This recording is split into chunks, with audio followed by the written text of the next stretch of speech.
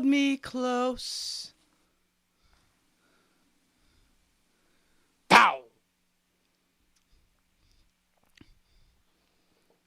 If people knew what March Madness could bring.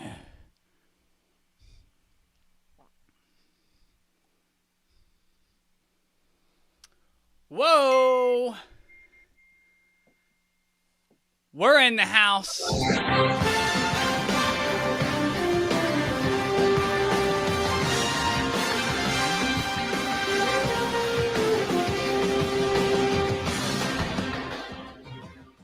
Hey now.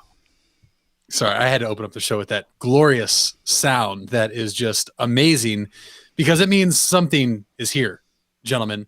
And as we open up episode 34 of Cover Your Balls, where we are going to cover all the basketballs in Indiana this weekend.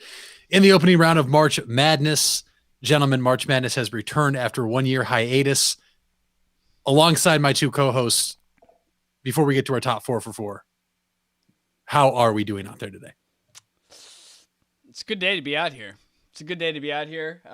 As you guys can see, the Bobcats are out there.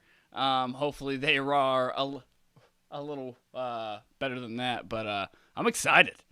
Sam, what we got? You know, the sun is shining, the birds are chirping, and I am breathing. And it's March. I couldn't be happier to see some absolute madness this weekend. I'll be taking a weekend trip and having a few beers and having a few bets. So I couldn't be in a better mental state. Oh wow, we'll have to get a little update on those bets during the show today for some Pound It picks. I know, Sam, you did hit your Pound It pick from last Thursday in episode 33. And for those that are out there in the ball pit watching this right now that are saying, wait a second, why is Sam here? It's Tuesday. Yeah, you're right, but we're switching it up on you. We had to make sure you were covering all your balls, non-sports balls included today, as we throw a curveball at you. But more importantly, I needed to go ahead and make an announcement for all those that tuned into episode 33. If you watched live or you were listening, you know that my mom asked me if we wanted to have pizza for dinner that night. I did say yes, and I just want to let everybody out there in the ball pit know that the pizza was delicious before we get started today. It was a very good pizza, and I know a lot of people out there, I think Mo included in the ball pit, wanted some pizza. I know Sam and Jordan, you wanted some pizza, so the pizza was good. And now that we got everybody off the edge of their seat, I think it's time we give everyone our top 4 at 4, starting with Sam Summers. Sam, let everybody know what the top 4 is today, and take it away, sir. Yeah, absolutely, Mitch. Thank you very much. Today's top 4 at 4 is top 4 diseases. Mitch, I thought this was a pretty weird top 4 to suggest, but here we are. All Mitch's idea. At number 4, I have mad cow's disease. Great name. I'm not really sure what the disease does, or really how prevalent it was to mortality rate, but mad cow disease at 4.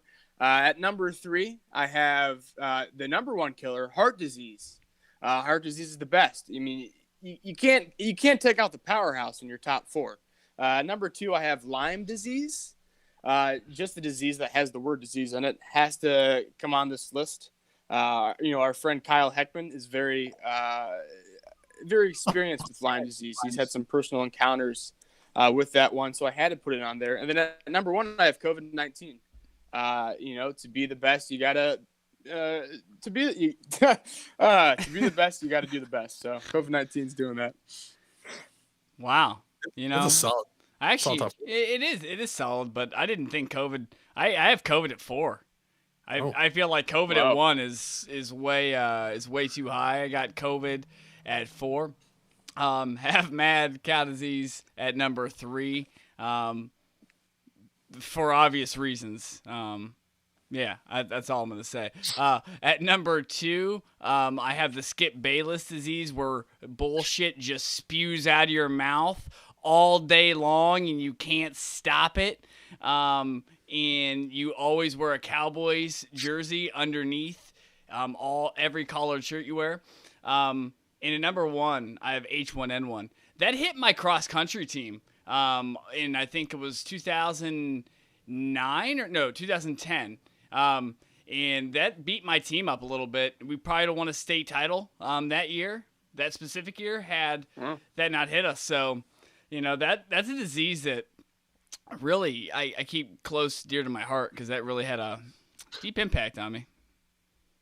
Well, H1N1. I had I had swine flu at 2. I ended up swapping them out. That's a good one. That's a good one. Guys, I actually have the flu on mine coming in at number 4. All the flu that are included. You know, the flu sucks. Let's just say it how it is. It's a shit show when you have the flu. It's not great. Number 4. But these next 3, you know, I've experienced before. So at number 3, guys, I did say diseases or sicknesses. Strep throat. And let me tell you why. There is nothing more irritating, in my opinion, than a sore throat that you can do absolutely nothing about. You know, that's all there is. I hate it. But at number 2 and number 1, according to half the people I went to high school with, at number 2, apparently I had Ebola. If everyone remembers what Ebola was, you know, apparently if you got that, you were dead immediately. Well, half my high school thought I had Ebola my senior year of high school, which was not the case because it was just misinformation. But apparently, from what I've heard and read, you don't want Ebola. That's why it's at number 2. But number 1, guys, coming from a guy who's beaten it, E. coli. You don't want E. coli. It sucks. And when I had E. coli, that's when half my high school thought I had Ebola. No, I didn't have Ebola. I had E. coli. Shout out to Chipotle. We wanted a 1.5-year breakup until I was forced to eat it again. But, you know, if you really love something, you got to set it free. And it came back to me. And now Chipotle and I are doing better than ever, actually. And like Kelly Clarkson says, what doesn't kill you makes you stronger. Wow. And here I am today. Wow. And so shout out to Kelly Clarkson and Chipotle and E. coli. You've not only made me a stronger man, but a better person as a whole. It was really new. That was the start to a new chapter in your life, Mitch. Wow. It really was. It really was. Feel like you're leaving out a lot of details there, but it's all right. Who am I to, you know, what details would you like? Details. I don't know. What details? Like all the details. You know, most of our listeners are pretty close to you. So, like, when you leave out like all the details of a story, you all right. Well, let's. Here's the story. It was a Tuesday night. I went and got some Chipotle. All right. Taco and, Tuesday. Only it was. Wasn't it? Yeah. It was a quesadilla. It wasn't even a taco. It was a chicken quesadilla with some corn in it. Trademark LeBron James. So have that. Wake up Wednesday morning. Just don't feel too hot. You know, sitting on the toilet. You know, you don't like that. You can't go to school like that. Take the day off. Thursday, go to school. In the night, I'm starting to get cramps, like really uncomfortable cramps in my stomach. Didn't know what was going on. Wow. Let me tell you, folks, I woke up, you know, Thursday night, Friday morning, yelling for my parents from my room because it felt like I had Edward Scissorhands inside my stomach. And at this point, everybody is just waiting for something to come out of your ass. But keep going.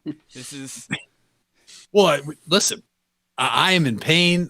Yeah. Can't sleep. It hurts so bad. It's the next morning. Go to the doctor. Yep. Well, now we get to the point where I'm on the toilet just all day. Okay. So lots of ass everywhere. Yep. But long story short, they thought I had like a tear in my colon. They had to test my stool, which for those of you out there that are uneducated, that's my poop. They had to test my poop. I had to poop in a bucket, take it to the doctor. And I had E. coli, and they traced it back, and it was from poultry and vegetables, which, guys, I had a chicken quesadilla with corn. Traced it back. As soon as I put some out there, Chipotle contacted me to hush me up. And like a fool, I took their first offer. Looking back on it now, I feel like a dumbass. I should have taken more money. But you know what? Listen, straight I'm cash, here. homie. I survived. It was straight cash. I mean, you're talking to a just turned 18-year-old in high school. Offer you a couple grand, you're in for the long haul. And I was invested. What'd you and use then that did I on? invest? So, you know, a good friend of mine that used to live on Cornwall Drive introduced me to Bovada.com.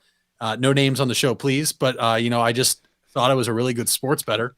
I think I won like my first bet. And the next thing you know, I started putting a lot of parlays out there on Bovada. But yeah, good friend from Cornwall Drive in the neighborhood of Brookshire Hills put me on Bovada. And let's just say I don't have any more of that money that I got from Chipotle. But guys, that's not why we're here. Although it's a great story and I cut some corners there. Let's get to why people are here. Why is that? March Madness. San Antonio, the Alamo Dome, the women's Oh, we're not doing women's today. I'm sorry, not women's today. That's a different time. Sorry. Men's bracket in the bubble in the state of Indiana. The Final Four will be played at Lucas Oil Stadium in Indianapolis, Indiana. Go Colts. So, gentlemen, we have our own bracket challenge for the ball pit out there that we are in.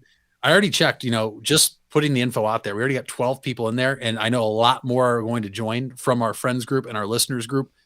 And we're going to make it public with the password out there. So you have to actually, follow the show and everything. But listen, top 3 people are going to win some prizes. There's no fee to join. The only thing you have to do is make sure you subscribe to us on YouTube. Share this episode that you're listening to or watching right now while you're in the ball pit. Share it. And then make sure your bracket's in on time. Because if your bracket's not in on time, that's just a tough look for you. I mean, what fool doesn't have their bracket in on time if they're in a bracket challenge? Sam, is that who would do that? What kind of move would that be? Idiotic. Seems like a Kyle Heckman move, if you ask me. But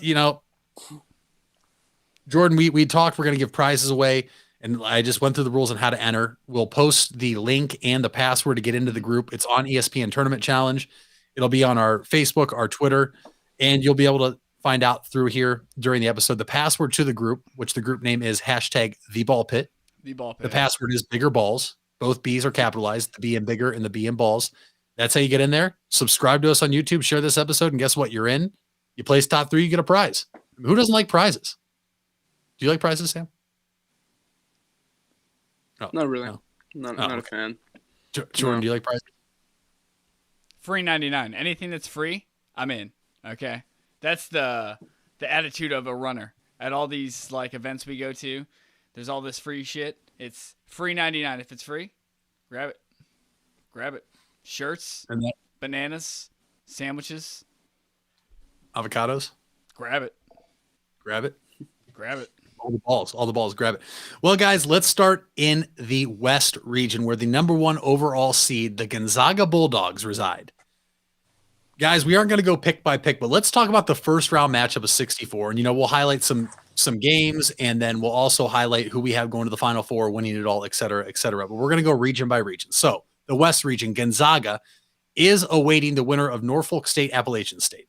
I don't think any of us are worried about those teams upsetting Gonzaga. If you are, say aye. Yeah, I don't. There won't be any sneaky Chris D'Elia stuff here. Norfolk is not going to pull anything over, on Gonzaga at all. This is Gonzaga. Gonzaga's game. I actually like Appalachian State in that round or last 4 matchup against Norfolk State. Oh, okay. So okay. if you like to bet, I would take Appalachian State. But Gonzaga, I like Gonzaga for a while. Yeah, I like them too. So, and I don't even think we need to address, the 2 seed in the region is Iowa. They'll be playing Grand Canyon. 3 seed is Kansas playing Eastern Washington, gentlemen. I don't know. I don't know. If anybody has the 2 or 3 seed losing, speak now. I don't know. Grand Canyon, I think they can dig deep. That's all I'm saying. Have you been to the Grand Canyon? Think they can dig deep? A 2 seed can be. It's happened before. I'm just saying. I've watched Lehigh beat Duke. I've watched Duke with really good teams lose to just teams that were hot that had one really good player. It happens. I'm just saying, I don't like Iowa. I've thought they were overrated the whole year. I think they're an extremely overrated team. That's my big upset of the whole bracket. I actually like Grand Canyon. This wasn't a joke. They're digging deep, and they're beating Iowa. Wow. Upset alert. Wee woo, wee woo. We're 2 games into our bracket. We got the upset called already. Boom. I don't know about that one, Jordan, but I don't know if you saw, but Colin Cowherd has been tweeting at Kansas. Who's he? Apparently that's his alma mater, is Eastern Washington. Mm-hmm. So I don't know, alumnus of Eastern Washington, Colin Cowherd. You might have to go with the upset there, but I actually like Kansas coming out of the final or of the whatever region that is. I like them in the Final Four. So. Oh wow! Out of the Colin Cowherd sucks. Now does Kansas? Shane, is Perry Ellis? I'm taking the burrito bet. Wow, we have our first bet from the ball pit coming from Shane Kelly. It's on. Burrito on Iowa. It is on. That's interesting. And since we're talking about Kansas, Jordan, I'm 100% with you. I don't know what it is about Iowa. They can be a number 2 seed. They could be the second, third best team record-wise in the Big Ten. They can have the National Player of the Year, who's not even the best player in the country, because Cade Cunningham is the best player in the country.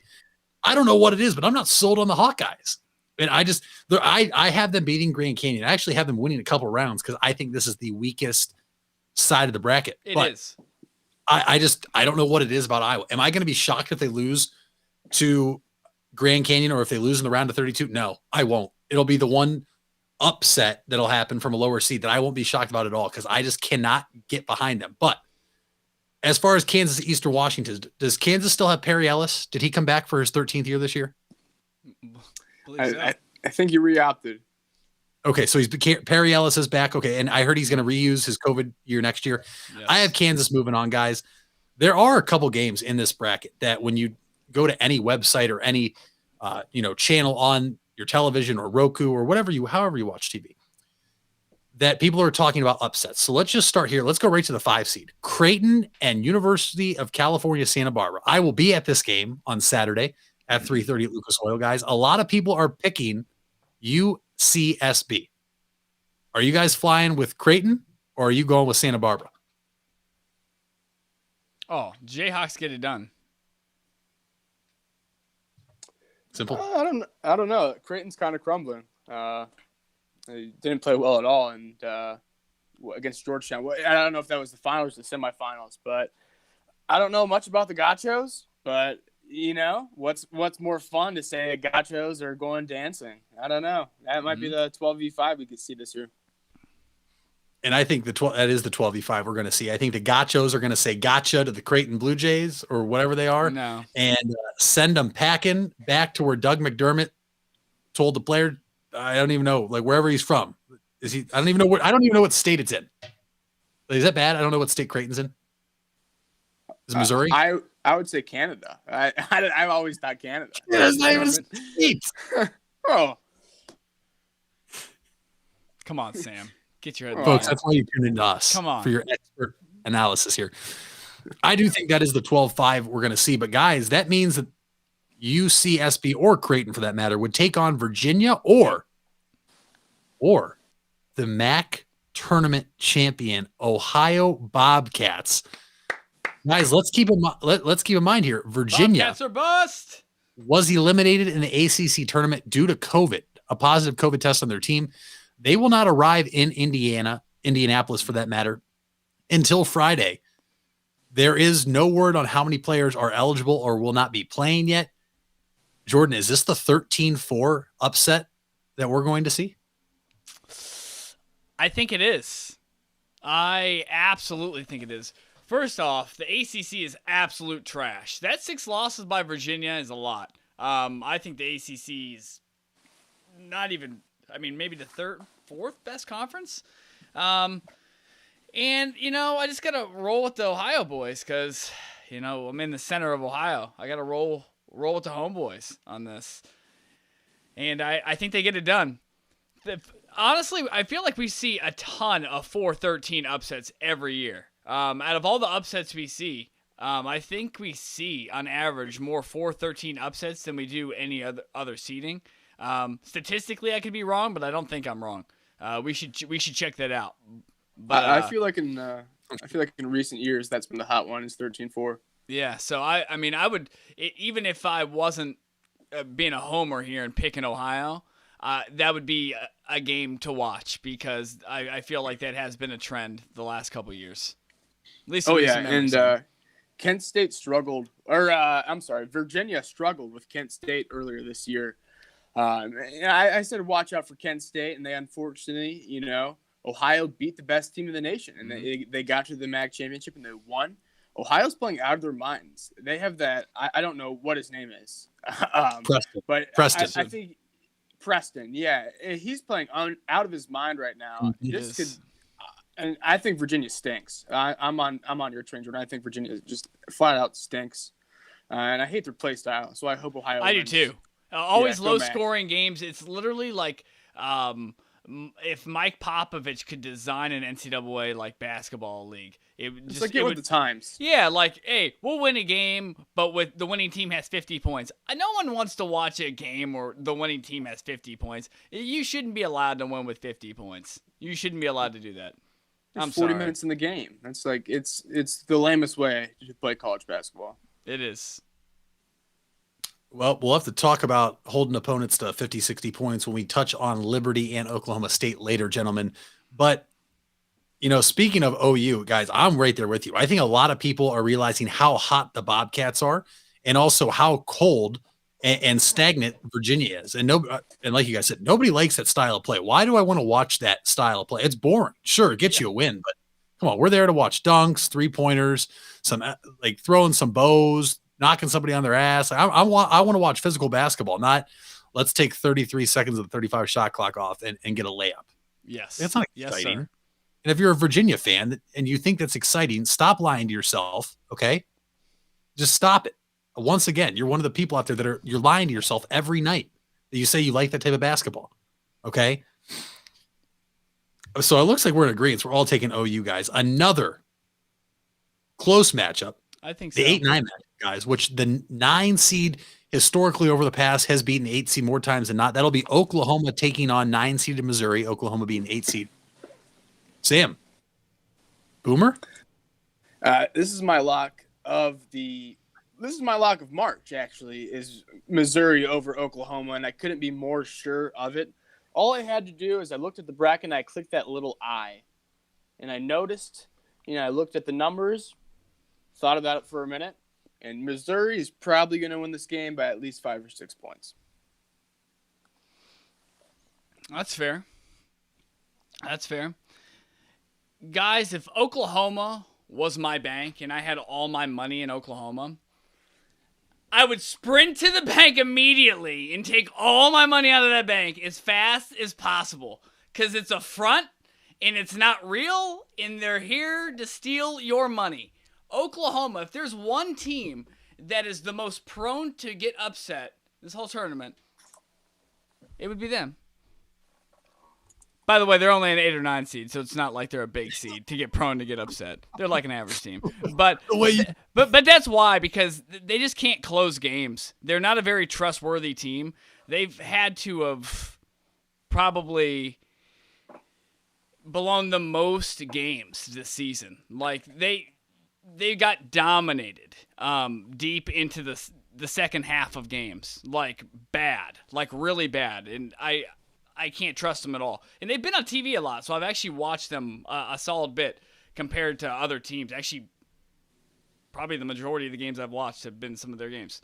So, yeah, definitely no. Missouri all day. This one's a toss-up for me. I was leaning Missouri, but since you're both going Missouri, I have to go Boomer now. I just have to.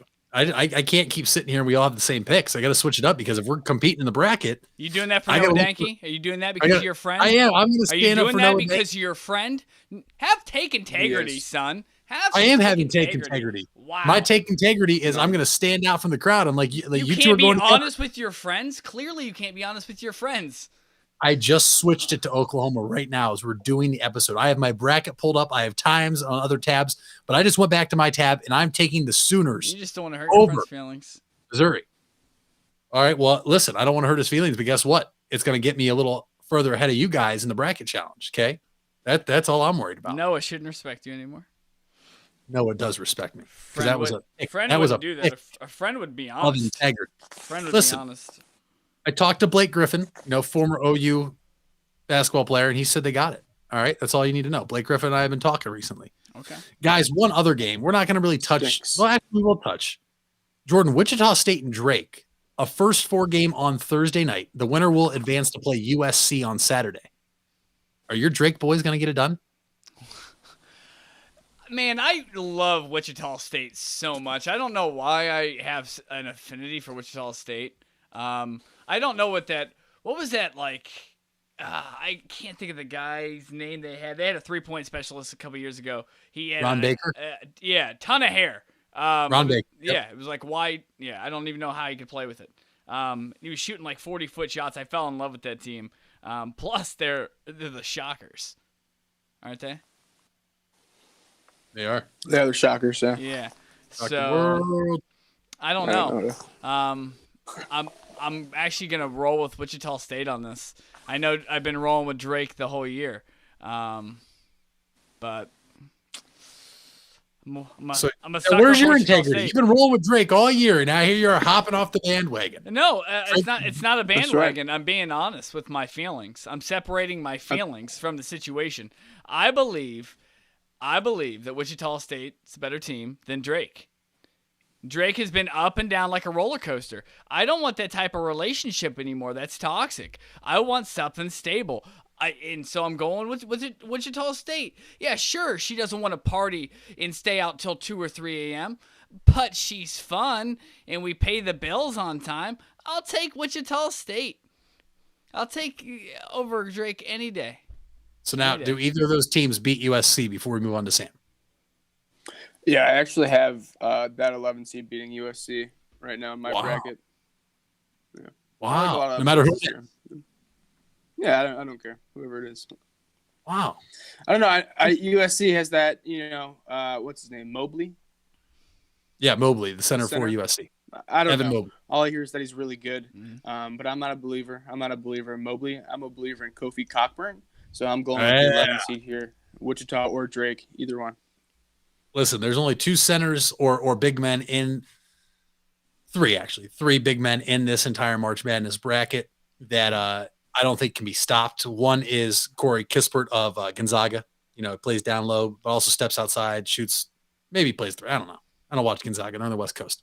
Kyle Young for Ohio State because Kyle Young does it all, does all the dirty work. But guys, you also can't stop the cock and Kofi Cockburn. Okay, Kofi Cockburn's unstoppable, and we'll talk about Illinois here later when we get to the region. But that's all I'm going to say is that, gentlemen, Oregon VCU 7-10. Do they have any magic remaining from Shaka Smart about 10 years ago, Jordan, to spring the upset on Oregon? Not just that. VCU has had a lot of success in the past in the NCAA tournament. Much more so, I feel like, than Oregon. Actually, you know what? Oregon just made it to a Final Four, didn't they? About 2 or 3 years ago. So I guess they have some more recent success than VCU. I don't think so in this game. I think the Ducks are going to get it done unfortunately for VCU. I also like VCU. I love the small schools, especially when they can come up and make some noise. It makes it so much more fun. When I think of March Madness, one of the first teams I think of is George Mason, and one of the other ones is VCU. So anytime I see them in a bracket, I'm like, how far can they realistically go? But I don't think they're going any further than where they're at right now. Yeah, I was just about to say that. Every time I see VCU, I just have the urge to take VCU. They made it to the Final Four like once, maybe twice, way back in the day. But I don't know. I don't really know much about the Ducks or VCU. So here I'm going with another upset. I got a 10 beating 7 once again. I'm all day. Yeah. I'm taking the Ducks. I like the quack, quack-a-doodle-doo. That's, I think, noise maybe sometimes they make. Wow. Over by Nike, the gear is going to propel them, look good, feel good, play good. Taking the Ducks all day. Guys, like I said, we're not going to go through pick by pick for the rest of the region. Give me your two teams meeting in the Elite Eight from this region now, guys. Jordan, I'll let you start. From the East and the West? No, just the West. So who's going to meet? Oh, I'm sorry. Elite Eight. I'm sorry, guys. I haven't filled out my bracket yet because a lot of my stuff is still very tentative at this point, like a lot of your guys's. It's going to have to be. I really like Gonzaga versus Oregon. I think that's a realistic matchup. I like Oregon a lot. I think right now I'm looking at Gonzaga versus Oregon. Okay. Sam? Yeah, I'm the same way where I have just a couple of, the bracket came out, so I had to do it brackets right now. I really need to just let my thoughts steam overnight. But right now, in one of these brackets, I have Gonzaga over Kansas. Ooh. I like that. Oh, guys, I didn't say that mine. I'm sorry. Well, you can hold on. You can wait. I mean, you can say now. It doesn't matter. We're going to come back to the Final Four here. Okay. Later. Cool. We'll come back. Am I Elite Eight? I don't know how, because I already sat here and told you I don't think Iowa's any good, but I have Gonzaga and Iowa. Okay. I might not think Iowa's good, but like I said, I think this is the weakest region out of all 4 regions in the tournament. 100%. Gonzaga, I think, got extremely lucky, but also rewarded by being the number 1 overall seed and being undefeated, trying to be the first team in years to go undefeated and win the national championship. So I have Gonzaga and Iowa meeting up here. But if Iowa gets beat, I'm not going to be shocked, like I said. Guys, before we get to the headlines, we're going to do another region here. And listen, people out there in the ball pit, headlines today, juicy with a capital Y at the end. That's how juicy they are. All right. That's all I'm going to say. But before we get to the half-hour headlines, we're going to go to the East region with number 1 seed Michigan, guys, who all of a sudden looked like they could have been the second best team in the country, second number 1 seed in the country, and is getting a lot of dislike now by everybody because of the injury to guard Isaiah Livers. He has a stress fracture in his foot, timetable to be determined. Some people say he will not return. Other people say he could be back before the Sweet 16 if Michigan advances that far. Michigan is awaiting the winner of Texas Southern and Mount St. Mary's, guys. Even without Isaiah Livers, I don't think the Wolverines go down. Do you guys think the Wolverines go down in the first round? Oh, no. Absolutely not.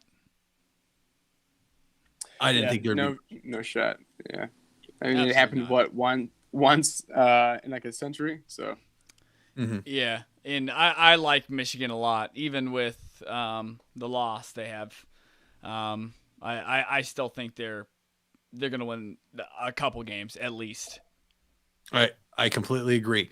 With or without Isaiah Livers, and if they were to win a couple games and get Livers back, and he is able to contribute and not hurt the team in a negative manner, I think Michigan is still the favorite to get out of that region. But guys, going in order now, the 2 seed is Alabama, 3 seed is Texas, 4 seed is Florida State, and 5 seed the Colorado Buffaloes. Alabama's taking on Iona, another 2-15 matchup.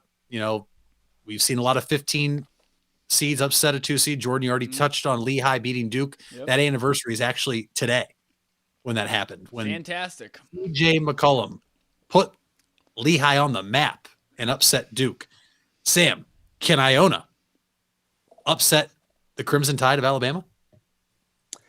Everybody would love for that 15 seed to beat number 2, especially because our friend Rick Pitino back in the dance. I'm really happy to see him there. But I like Alabama a whole lot, so no. Jordan?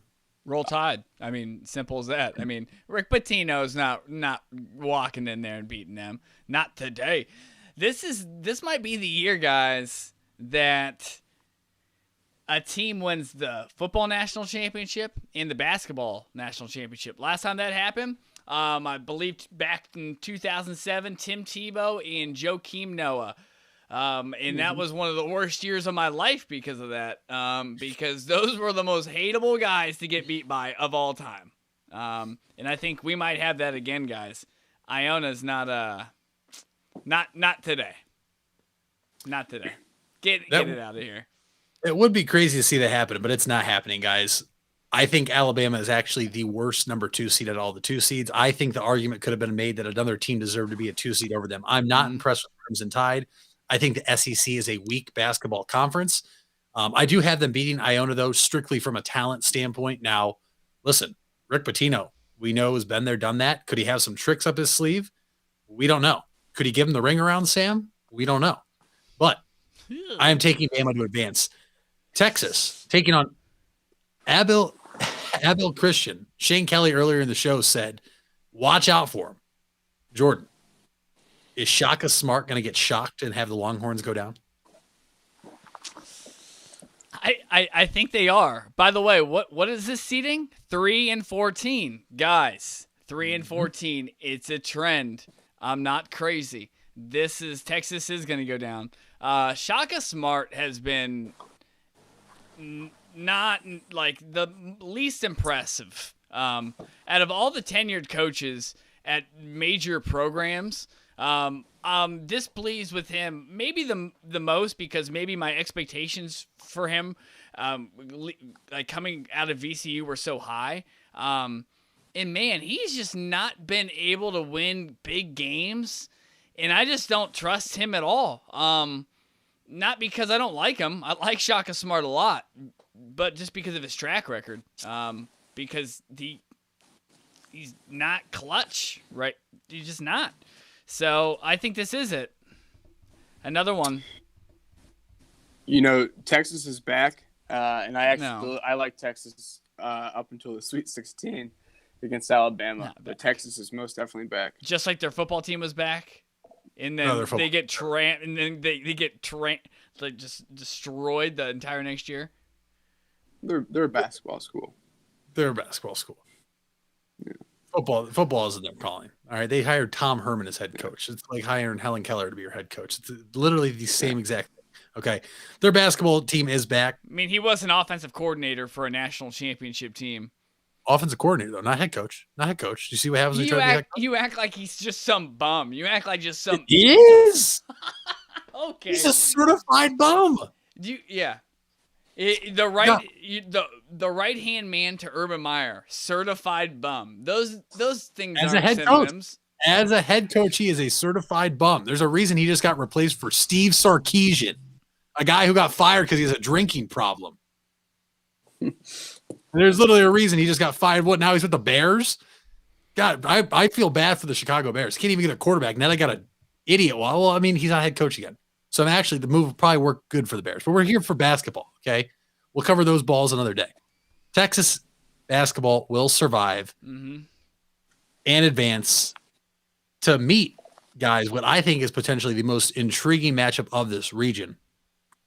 BYU awaits the winner of Michigan State and UCLA.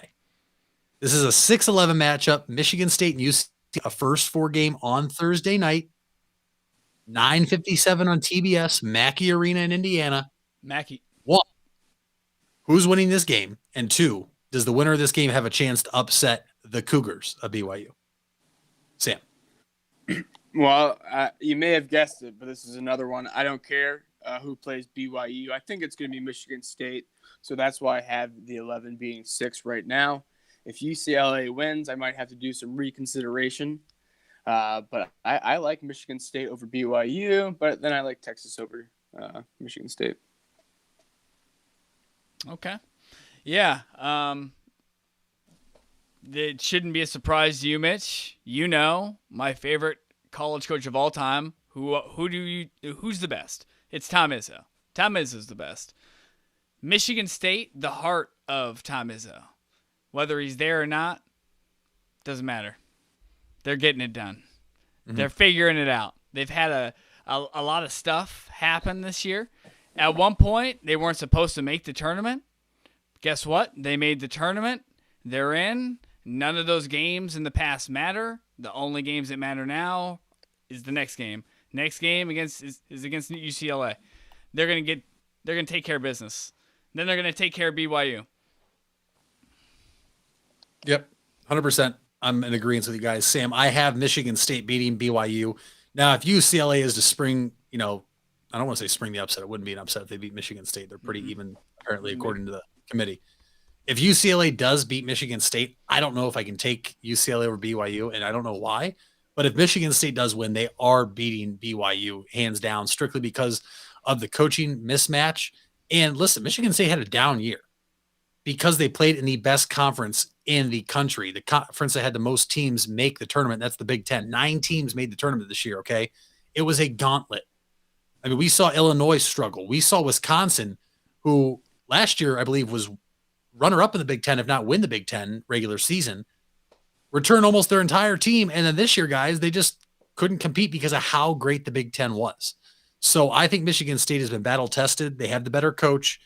And assuming they beat UCLA, I have the Spartans beating BYU, and then I will have them advancing to the Sweet 16 if it's the Spartans. I just think that the Big Ten prepared teams for this. Looking at the upper half of that region now, before we go back down to the 7-10 matchup, LSU and the Bonnies. The winner will take on the winner of the 1-16 matchup, which we're already penciling in Michigan. Jordan, you taking the Tigers or the Bonnies? Taking the Tigers. Simple as that? Simple as that. I'm just going to leave it at that. Everyone's high on LSU. They're high on LSU beating Michigan in the second round, so that's telling me to take Bonnie's. I liked LSU initially, and then I heard all of the hype, and I'm like, nope, St. Bonnie's. So St. Bonnie's it is. I completely agree with you, Sam. I also think that people tend to forget that this LSU team has a lot of investigation going on, both in football and basketball. I still think that's going to hang over their heads when it comes to this. When you get to the dance, there's a lot of media. Now this year, obviously, it's different with Zoom calls and everything, lack of reporters being there. But I like the Bonnies to beat LSU. I do. The Bonnies are a team that we haven't seen, I believe, in a couple years. And when they got in last, I believe they maybe won a game or two. But, how can you just not pick the Bonnies? Ultimately, I'll have either one of these teams that wins losing the next round. But I do have St. Bonaventure upsetting. Yeah, you'd call it an upset, 9-8, upsetting LSU. What brings us down right below that, 5-12, guys. Perhaps the hottest team entering March Madness is Georgetown, a team that before the conference tournament, there were talks of firing Patrick Ewing as head coach because he hadn't been able to get it done. What did he do? Lit a fire under his players' ass, and here comes Georgetown red hot after winning their conference tournament. They will take on Colorado, who lost in the Pac-12 championship, guys. Are we going with the Hoyas or Colorado? Well, I mean, it depends if the Colorado team's going to be able to get to the game. I'm pretty sure Colorado just had like 36 inches dropped on it like 2 days ago. So it depends. You guys didn't hear about that? No. It's like a blizzard warning. They had to shut down all the highways. I've been out there during a blizzard warning. Anywho, okay, a little off topic. I think they do get it done. I like Colorado. I've watched them play. I know Georgetown's hot. How hilarious is it that you can go 13-12 and you can get into the NCAA tournament? But you know what? If you just win your conference tournament, you get in. It's simple as that. But it's so hard to do, and it is so tough to do. When you're not a great when you're not a good basketball team, not a great basketball team, when you're not a good basketball team in Georgetown, they're just hot. Simple as that. And they could win this game, but I like Colorado. I forgot just how hectic conference championship weekend is. Oh my goodness, that was so enjoyable. I missed that so much. I can't emphasize it enough, and this Friday is going to be equally as great. But the only reason Georgetown won is because Patrick Ewing got pissed off in MSG, his former home, now Obi Toppin's home. I don't like Georgetown in this matchup. You see it every year. You have a sweetheart coming into the tournament, and then what happens? They get bent over in the first round. So Georgetown, they're not making it past Colorado. Sam, you said that so perfectly that I could not agree more. Listen, I fell victim of that. I was like, wow, Patrick Ewing's their head coach, lit a fire under their ass. Here comes Georgetown marching in on fire. Guys, Georgetown is 176th in the country in points scored and 193rd ranked defense based on points per game given up. They are not beating Colorado. Colorado is going to win this game so bad. As much as, and you know what's funny about that, Jordan? We'll touch on it later. There's a team that's worse than that. But for the matter right now, Colorado will beat Georgetown. People, listen, if you're out there watching in the ball pit, listening in the ball pit, and you want to pick Georgetown, you're in this bracket challenge, do it. Please. If you think that's what you want, go ahead. I'm literally giving you advice right now and telling you it's the pick not to go with. My very good source and insider that does all this information, Mitch Farnsworth, texted me and said, do not do it. He had all this research done that it's never happened for somebody that was ranked below 150th in points per game and 150th in opponents' points per game. And here we are. It has never happened since the field expanded to 68, and it's not going to happen this year. Ride the Buffaloes. But who will the Buffaloes be playing in the next round is the question. The Seminoles of Florida State or University of North Carolina, Greensboro? Sam, you first. I'm actually a pretty big Florida State fan. I have them until the Elite Eight. So I like them against Michigan. I like them against St. Bonnie's. I like them against Colorado. Anyone. I think they've got a really good squad. And which is now, I would say, probably the easiest region with Michigan losing livers. That's fair. That's fair. Definitely fair. Definitely fair. You going Seminoles then, Jordan? I mean, I think it's pretty obvious what I'm going to go, guys. What's the seeding? It is what is 4 versus 13? Exactly. Well, that should give you my answer. It's UNC Greensboro. I don't trust the ACC. Not this year, boy. UNC Greensboro it is. Buckets. Well. UNC Greensboro may be hot after winning their conference tournament. However, the Seminoles are hotter. They're going to ride the horses in to the arena like they do to let the football team on the field. They're going to stomp all over UNC Greensboro, and Florida State is marching on. Guys, find out. To be honest, what I find is the most intriguing matchup, it's probably a very unpopular opinion, the 7-10 matchup in this Eastern region.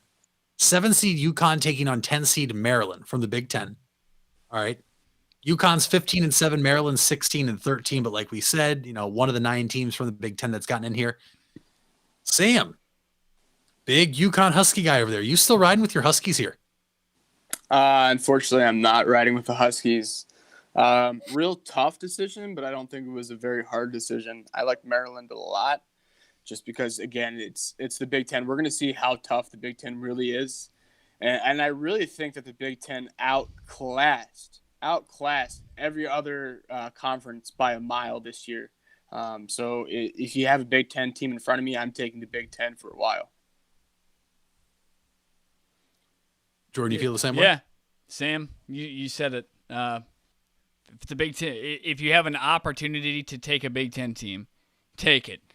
Unless both of them are playing each other, then you have to take one anyways. But if it's a Big Ten team versus a non-Big Ten team, there's chances in this bracket that if you follow that rule in March Madness, that you could have a really good bracket. That could actually be a really good general rule of thumb for somebody who doesn't know much about college basketball right now.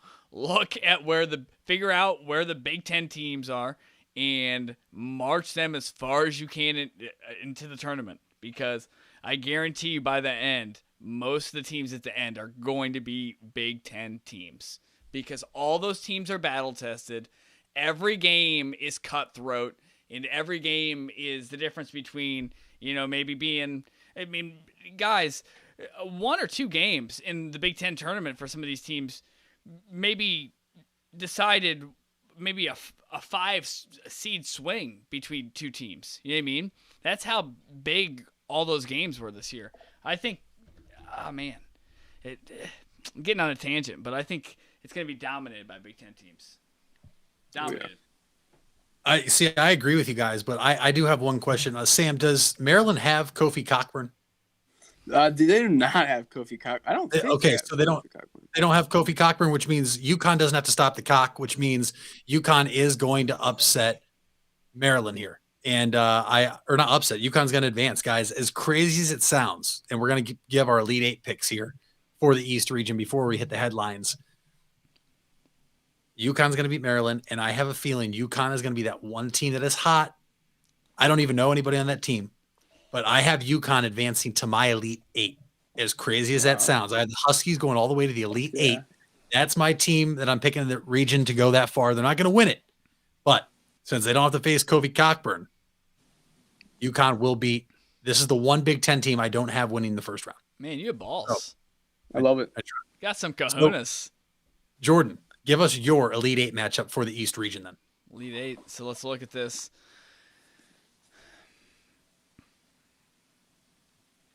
Yeah, guys, I still think Michigan's the best team up top in the East. I really do, even with that loss. And I know that loss is insurmountable. That's a real squad. That's not a.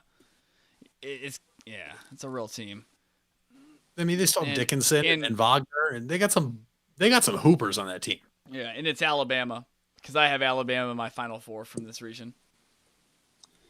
Yeah, well, what's this? This is the East, right? Jordan, you can head east, but the East region's going south this year. I got Florida State, Alabama. Ooh. Sam, since you told Jordan to head east, I'm going to head east because I'm taking Michigan and UConn in my Elite Eight matchup. And I'll reveal who I have coming out of the East when we get to our Final Four at the end of the show. But, Jordan, it's time for the half-hour headlines. While I pull up my stellar headlines today, let these people in the ball pit know what they need to do. Yeah. Guys, here's the deal. If you want to be part of this bracket challenge, you need to reach out to Sam, Mitch, or I, and we will give you the code to get into the bracket. After that, all you'll have to do is share this episode either on Twitter or Facebook, this particular episode, and subscribe to us on YouTube. You have to be subscribed.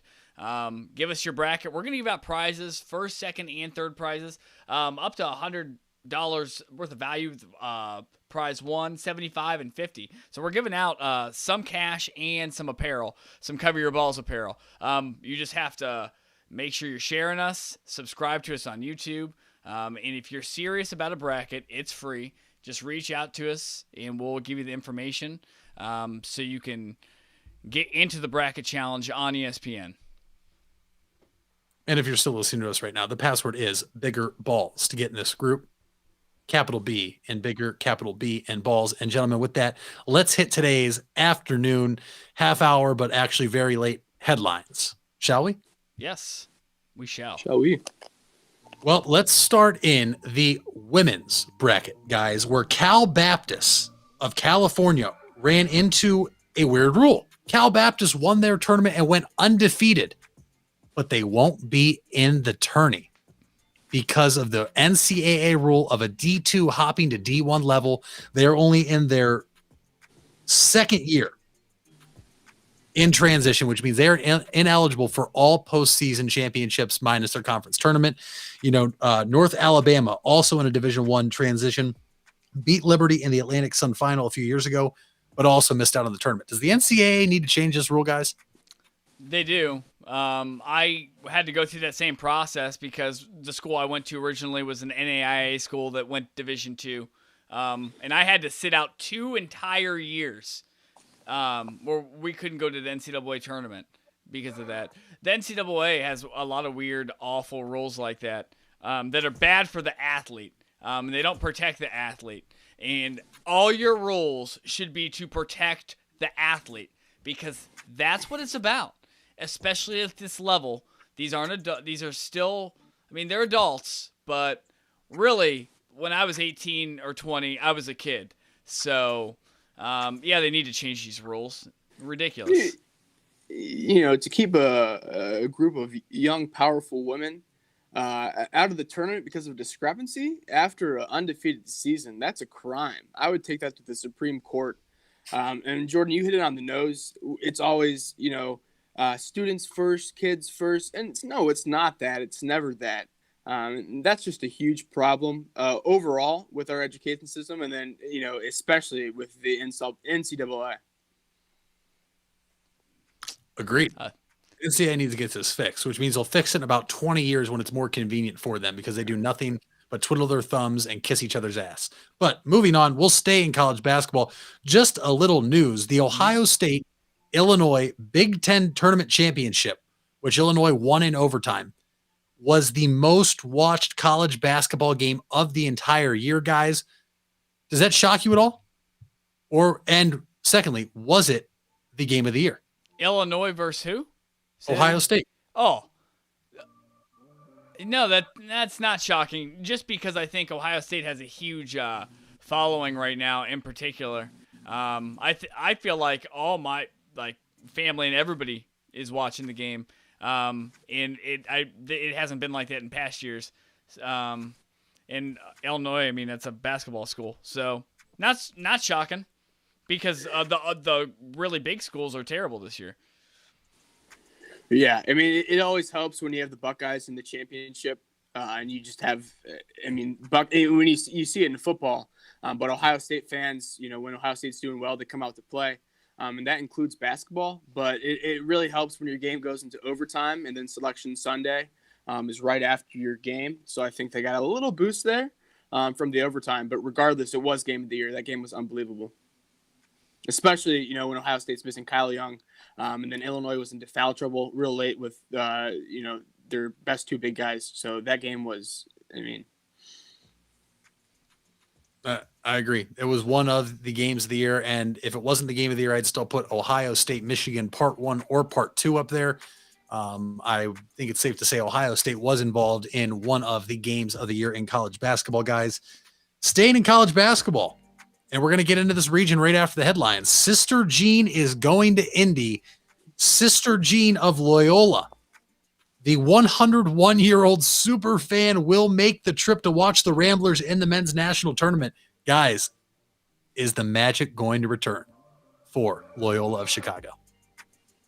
I think it might now because of what she's doing. How about somebody just living their best life? mm-hmm. We're in a pandemic. She's just like, you know what? This is something I love to do. I know it's a risk, but I'm going to go do it anyways because I'd rather go live my life. And I can respect that. I respect that big time. That's so dope. That's so dope. Imagine living to be 101. Yeah, I'm gonna say something I don't normally say, but I fucking love it. Sister Jean should be an inspiration to us all. I mean, seriously, 101 years old, what is she doing? She's supporting the future, supporting the youth. She's vaxxing up. America's getting very old, so I think our old people should take a page out of Sister Jean's book and, take a second to remember why we're all here, and we're here to continue a great thing, which is life. Amen. Amen. Yes, That's a powerful message. Amen. Thank you. And we're going to get into that region right after these headlines. But guys, we still have some more. One interesting one here regarding some sports and then some of our favorite non-sports entertainment ones that we'll get to. But guys, it was brought to attention by Danny Cunningham on Twitter at Real D Cunningham. I'm going to give him his, props. He's the one who brought this up.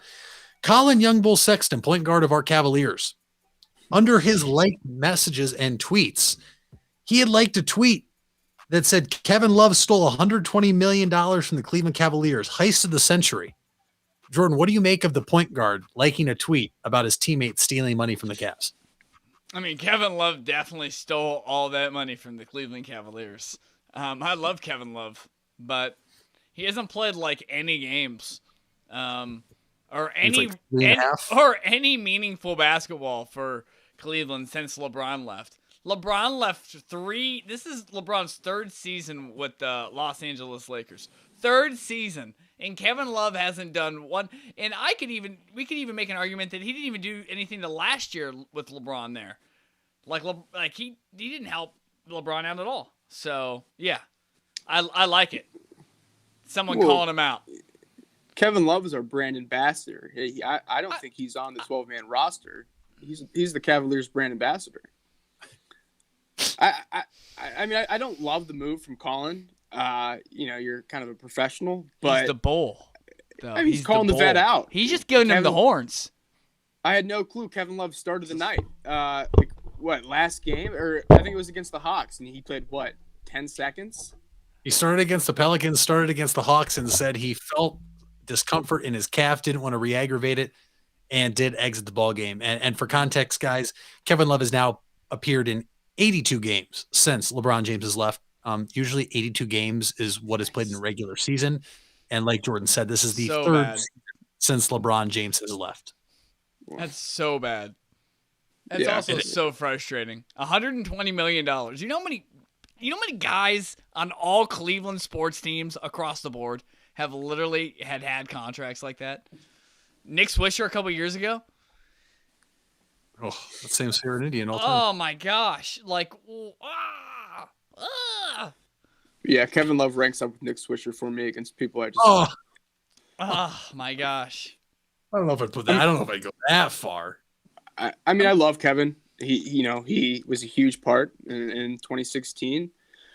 He was a medium part. He was a medium part. No wonder. I mean, no wonder he loves Cleveland. He wants to stay in Cleveland because he's getting paid a boatload to do nothing. Everybody wants that and just job. wear Banana Gap wear, whatever the hell he's the sponsored dude for. What's he do? Gap? Is he Gap? Banana Republic. He dates a supermodel. Yeah. I mean, hey, he's making a lot of money, not doing a whole lot, dating a supermodel way. Seems like a life a lot of us would like to have. Good for Kevin, though. Good for Kevin. I mean, hey, he's winning. He's winning off the court, whether his team is winning or losing on the court. So, I mean, I want to cut him, though. I don't care why we don't cut him. We're not going to be able to trade him, so just cut him. I know. There is no contracting. That was the best one when there was trade rumors. Not to get into this because I know we're doing March Madness right now, but like when there was rumors like, oh, the Cavs are gonna move Kevin Love to who? A clown who's gonna take his contract? It's $30 million a year to do what? Be a glorified kind of okay 3-point shooter who's kind of big but kind of aggressive but kind of wants to play like. No way, Jose. Yeah, I wouldn't be surprised if Kevin Love retired. Honestly, why not? I mean, Great career. Not to dust on Kevin. I mean, he won he won the championship.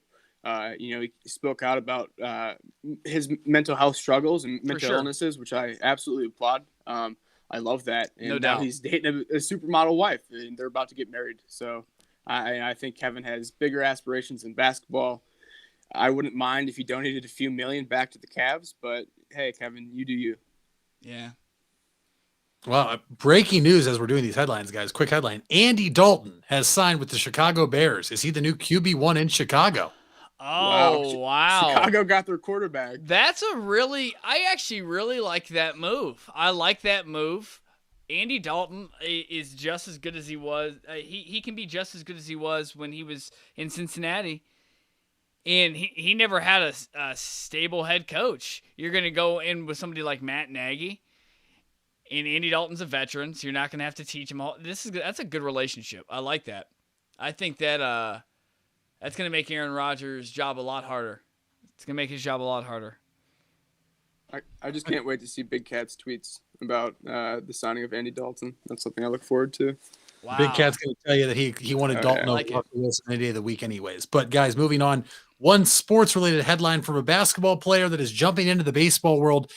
That is LeBron James has become part owner of the Boston Red Sox. Both he and Maverick Carter each joined Fenway Sports Group as partners and first and only black partners in Fenway Sports Group history. Now, guys, already a lot of, things out there. LeBron James, who was once notorious for showing up to an Indians game with a Yankees hat, then coming back to Cleveland after he left, showing up to Indians games with a big Indians jersey and hat on, is now owner of the Red Sox. So which side is this man on? Any side that helps his pocketbooks. Didn't you watch how he dealt with the China issue? Are you serious? Anything that hurts this dude's pocketbooks, he's not for. Are you serious? Mike, look, everybody thinks he donates a lot of money. It's really not that much money if you think about how much money this dude really has. A lot of people donate a lot more. Like, he donates some money, but like, oh man, that's hilarious. That's funny. Yeah. He's a Cowboys fan. Oh no, I'm a Browns fan this Sunday. No, you're not, bro. Hey, you know what fan he is? He's a fan of the hat he wore when they got off the plane for winning the NBA championship. He's the worst type of sports fan. He's the worst type of sports fan. He's the RWTW, baby. Run with the winners. The worst. Yeah. I mean, he's a venture capitalist at this point. He's, I guess, a serious businessman. Like, it's kind of crazy, honestly, just how, like, business savvy LeBron is, considering his upbringing. Like, props to that guy. Just yeah. There's really good people skills. Yeah, tweeted a beautiful day in Akron. Obviously. Give a little shout out to Akron schools. So I'm loving LeBron. Man, you guys are too nice to him. Nobody in Ohio will take any shots at this guy.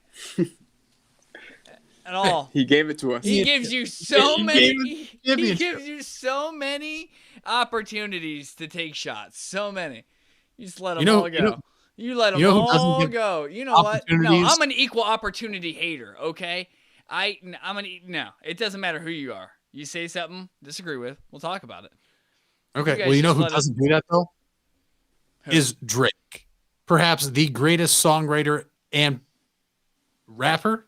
I won't go rapper, but perhaps the biggest name of this generation, who just broke history once again, guys. Drake became the first artist to ever debut songs at number 1, number 2, and number 3 on the Hot 100 list. What's next coming at number 1? Wants and Needs featuring Lil Baby at number 2, and Lemon Pepper Freestyle featuring Rick Ross at number 3. Is Drake the best of our generation? Go ahead, You Sam. know, yeah, whenever I hear something like this, we had it earlier with the ratings. You wonder why ratings or top this, top that is always being broken. Well, it's because we live in this culture, this generation of information now, and we have advanced everything. So records like this are going to continuously be broken. If we had social media or just the technology we did back in the day, who knows? But falling for things now are just so much more accessible and so much bigger than ever before. So it's just, you can't really, compare generations. Yeah, tough to compare generations. Very tough. I mean, leave it at that. Good. I'm all for that. That was a solid answer. But I need you to answer this one honestly. And I already know Sam's answer because I gave him a little tease about this on Friday, Jordan. According to CBS News, scientists want to send over 335 million seed, sperm, and egg samples to the moon to create a lunar Noah's Ark. Would you donate? Would I donate? Yes. No. Wow. I don't. I'd have to, I don't think I would. I don't think I'm donating my sperm right now. I haven't thought about it. I feel like that's a conversation or a topic I need to have. I need to think about a little longer. And I feel like there's too many people watching, so now I'm nervous. And now I don't know if I'll ask them later. Tough thing to think about on air, definitely. Yeah. Hey, guys out in the ball pit, should I donate my sperm? I know there's...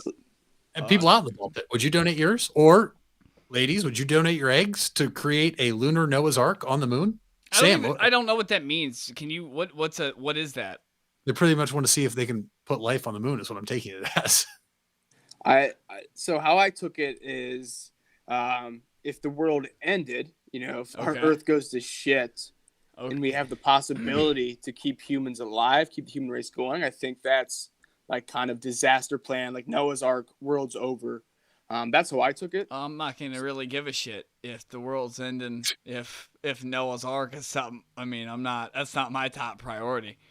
True. I'm trying to get my ass to the moon. I'm trying to go buy some of those Nike Air Maxes with the big ass bubbles. I'm trying to figure out, buy some of those subscribe packages. I'll teach you how to put 46 inches on your vertical and dunk on these hoops. You know those like white buff guys who sell subscriptions online to teach you how to dunk? Everybody can dunk on the moon.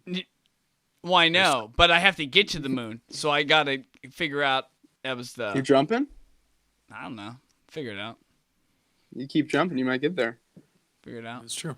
Guys, last headline before we head back and get back on track with the Midwest and South regions of the bracket of March Madness. Shit, we got basketball. Some big news. After 2 years of marriage, Jennifer Lopez and Alex Rodriguez have or 2 years of engagement. They called off their engagement. One, J-Lo, hey, how you doing, baby?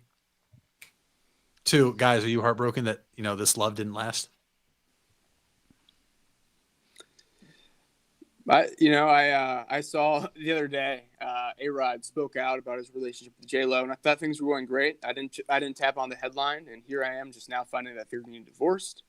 So I'm a little shaken up. I can't lie, Jordan. I'm gonna have to pass this one to you. I needed a moment to myself. Yeah. Now that I've had another moment to collect myself to really think about it. Yeah, my opinion still hasn't changed. I still don't give a shit. Yeah, I don't care at all who A-Rod's dating or who J-Lo's dating. You know what I mean? I live with the love of my life already. So like, well, I don't have wandering eyes. So I'm not looking anywhere. Who's J-Lo? J-Lo who? Yeah. But no, I don't think anything different. J-Lo's got to be like 50. I mean, how old is J-Lo? What's the J-Lo market looking like? 48, I believe. I did not look. I'm firing from the hip here. She's 48. I believe she's 48 though. That last song, the last time I heard her was didn't she do a song with Pitbull? I think she's 51. Yeah. Oh, whoa. It's been a while. She's 51. Oh She's teetering on GILF status right now. She's right now a MILF, but I guess Cougar would be the next step. What? Yeah. Oh man. All right. Well, guys, those are today's afternoon headlines. Let's get back after that little break for the Midwest region, where Illinois is the 1 seed, Houston 2, 3 seed West Virginia, and 4 seed Oklahoma State. Guys, Illinois, in my opinion, one of the best teams in the country. They're obviously not going to get upset by Drexel, and if you think so, you don't deserve to have any airtime. Number 2, though, Jordan, Houston will take on the Vikings of Cleveland State. Can the Vikings pull off the upset? I want Cleveland State to win more than anybody else in the tournament. And that's even like taking Ohio State into account. When me and you were on the phone earlier, I told you, I don't care about anything else as long as Ohio State wins. Well, I lied to you, because Cleveland State is my team. But here's the problem. Cleveland State is one of the worst teams from the free throw line and the three-point line in college basketball for all D1 programs. They are the two things you need to be really good at in the tournament. Be able to make free throws because you're going to get fouled a lot at the end of the game if you're up, and you need to be able to shoot well from the three-point line. And that's what they're awful at. So I don't know how they're going to get past the Cougars. And I don't think they are. But I'm going to have a Viking hat on for this game, and I'm going to be ready. Yeah. Well, honestly, I'm going to have to change my answer here. I was going to tell you that Cleveland State wasn't going to win because I like Houston a lot, actually. Unless Cleveland State has another Norris Cole on their team, which I don't think they do. But you know what? Go Vikings, baby. I happen to be a North Viking myself, and I just realized the Cleveland State were Vikings. So let's go Vikings. Yeah, Sam, that's a ballsy pick. I mean, you definitely have some big balls, potential big balls candidate for the end of the show today, but Jordan's absolutely right. Statistically, one of the worst teams in all of Division I basketball when it comes to shooting free throws and behind the arc. No shot they win. They are 21-plus point underdogs, according to sites, for a reason. Cougars are moving on. Guys, they will face whoever wins that matchup, which two are saying Houston, one saying Cleveland State, will face the 7-10 matchup of Clemson or Rutgers. Jordan, a Big Ten team, picking against them? I'm not, actually. I am rolling with Rutgers. I also, I'm a fan of Rutgers. So, I would probably have picked them even if I thought they weren't going to win. I'd probably rolled with my heart, but I actually think they're going to win. And I think that's a rational decision, a rational choice. I think they win. I don't like the ACC. Yeah, I also have Rutgers in this matchup. Clemson started really hot, and I think since there's so little games, when you start 9-1, you're probably going to seed at least, in an environment like this in the NCAA tournament. Mm-hmm. Marvin Jones just signed with the Jaguars. But, I like Rutgers. I actually have Clemson in this bracket that I'm looking at, but I'll take Rutgers. I will go Rutgers as well. Not picking against another Big Ten team. I already told you I'm only picking against one and already did it. Guys, the 3 and 14 matchup. Geez, Jordan, I wonder who you're taking here between West Virginia and Morehead State. Honestly, I thought this was going to be a tough matchup for me. Because who's West Virginia's coach, guys? The Hug Man. Bob Huggins. And I love me some Bob Huggins. But you're right, Mitch. I am not going to shy away from the 3-14 matchup. I'm going to roll with Morehead State. I also like their mascot better, so it doesn't a lot more than a Mountaineer. So I'm rocking Morehead State. Yeah, I always like picking against West Virginia. They seem to get upset every now and then, and I think it's a good spot. I like Morehead State as well. I love the name, and they have a couple alumni I like from Morehead State. Sam, I'm right there with you. They have a name that I like, I can get behind, and something I think it's symbolic for the rest of the world. But I am going to ride with Huggy Bear, the Ohio Ties, and I have West Virginia advancing. And that would set up a matchup with the 6-11, which is the Aztecs of San Diego State, or Syracuse.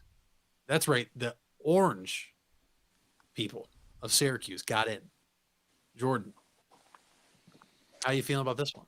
Not a Jim Boeheim fan at all. Like, not a Jim Boeheim fan at all. I at all costs try to not pick his team, and I'm not picking them. His weird ass zones are not working against San Diego State. They're going to be dunking over them balls in Mount. Like, San Diego State's going to do Syracuse dirty. I do not like Jim Boeheim. I don't even think he's the one college coach. Like, I don't rock with him. He's a crybaby. He has said a lot of things in press conferences that I'm just like, nah. So San Diego, the Aztecs get it done. Jim Boeheim killed a man too. He did. Car. He did. I think it was on accident. So yeah. Sorry for Jim, but oh well. I how you beat a zone is you slash to the basket, and when I think of San Diego State, I think of Kawhi Leonard. So I think they slash, but I honestly don't know how they play. I think Syracuse is very, very hot, and Buddy Boeheim may be the best player in the NCAA tournament with the way he's been shooting. So I've got Syracuse here, and I would think about taking Syracuse in the round of 32, but I would think about it. I'm taking the Aztecs, guys. I'll keep it quick. They're 23-4. They have a top 10 defense, both in terms of scoring and opponent's field goal percentage. Jim Boeheim sucks. Literally did kill a man, whether it was on accident or not. He has been the biggest crybaby in all the NCAA this year when it comes to reporters. And I can't wait to see how he handles the questions afterwards after they get mollywopped by the Aztecs. He's a terrible loser. He's the worst loser. The worst. I agree. Yeah. Now, Jordan, this one, you like the 3 versus 14. How do you feel about 4 versus 13? One of the most intriguing matchups in all the tournament is Oklahoma State with projected number 1 pick Cade Cunningham taking on the Liberty Flames. Liberty's 23-5. They're holding their opponent to 59 points per game, though, Jordan. Who do you like here when this game happens on Friday? Yeah. This is man. It's a really tough matchup, Mike. Yeah, that's man. I to be completely honest with you, this is one of the only games that I've looked at from all of the games that we've seen that I've really struggled on picking one, because I think this is actually one of the best matchups. At least when assessing both teams, it's hard to figure out where the big separation is, because I don't think there's a whole lot of separation. I think I'm going to go with Oklahoma State. I think I am. Yeah. The big separation is having the number 1 overall pick. I mean, that's the best player in the NCAA tournament if you're going number 1. I mean, I like the pokes to cover here. Liberty holds opponents to 59 points a game because they don't play anybody. They don't play anybody good, so your opponents aren't going to be putting up that many points. Yeah, I like the pokes to cover. Guys, this is one of the most intriguing matchups, like I said. I like Liberty. I know Jason Prill, good friend of the show, in the ball pit, is going to listen to this and expects me to pick Liberty. But, Sam, you hit the nail on the head. What's going to be the difference is the potential number 1 pick going to show up. And Liberty has not faced a player of that magnitude all year, which I think will throw them for a loop. You think he's that good? Cade Cunningham? He's with handles. He's like the mellow ball. Well, we'll see. We'll see how good he is. We will. And let's not forget here, the NCAA wants them in this tournament. Oakland at the beginning of the year had a postseason ban They appealed. The NCAA never gave a ruling in time for the deadline, which automatically made Oklahoma State eligible. The NCAA wants Cade Cunningham in this tournament. They want the potential projected lottery pick. I think he's number one pick. I want the Cavs to get him if they can't get Kofi Cockburn. But you know what? I will take Oklahoma for the sake of this, but I will not be shocked one bit. This is another one right here. I won't be shocked at all if Liberty holds their own and upsets the Pokes of Oklahoma State and sends Cunningham home packing. Yep. But guys, the game that everybody cares about in this region, a date to meet Illinois, another team that is absolutely on fire right now, Georgia Tech, that nobody picked to even have a shot this year in the ACC rankings, let alone the ACC tournament. Their coach was on the hot seat. Georgia Tech, the 9 seed, will be taking on Sister Jean's Loyola Ramblers. 8 versus 9 matchup, guys. Who is going to win? The hottest team, one of the hottest teams, or is Sister Jean's team going to prevail? Yeah, this is going to be a deep dish ass whooping. Expect Loyola to come out and give them the people's elbow. Really make sure, they know that they're present. I expect Loyola to come out and get it done for Sister Jean. Sister Jean didn't travel all that way for no loss. Sister Jean, when she shows up, she expects you to show out. Rolling with Loyola. Okay. Yeah, last time Loyola was a sweetheart of the tournament. I was a Sister Jean hater. Obviously early in their show, I changed my ways. I'm a Sister Jean lover. But this is Sister Jean's last ride. I like Georgia Tech here. Wow. Yeah, you Georgia predicting Sister Jean's death on the show? That is something I would never do. Because that's kind of weird. Simply, the Loyola Chicago is going to lose this year, and I don't think they'll be back next year. And I don't think Sister Jean will be back next year either. Okay, Sam, because Cover Your Balls does not have liability insurance for what you just said. Okay, like we will not be liable for anything. I'm not liable for anything I say. Just because of that. Just because I'm taking Loyola Chicago to cover our ass. I think Loyola and Sister Jean move on.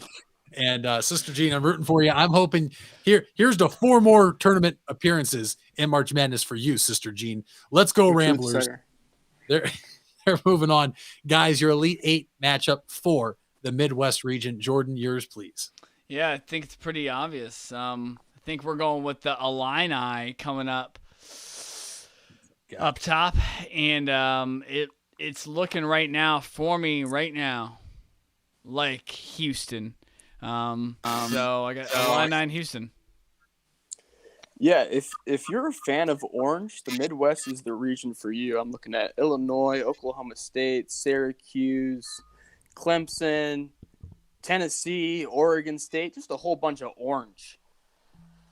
This bracket, I actually have Illinois versus the Orange in the Elite Eight. I have Syracuse, the 11th seed, going all the way to the Elite Eight, and then, unfortunately, perishing against the Illini. Yeah, I think we're good, Mitch. I think we're good. Are we good? Yeah. Sam, no. Completely agree. Yep, Sorry there. And San Diego State is getting to the Elite Eight to take on the Fighting Illini and this man right here. Yep. I'm going to show the camera. Can't stop Kofi Cockburn. Can't stop the man. Okay? Kofi Cockburn to the Cavs. That's all I'm saying. Yes, sir.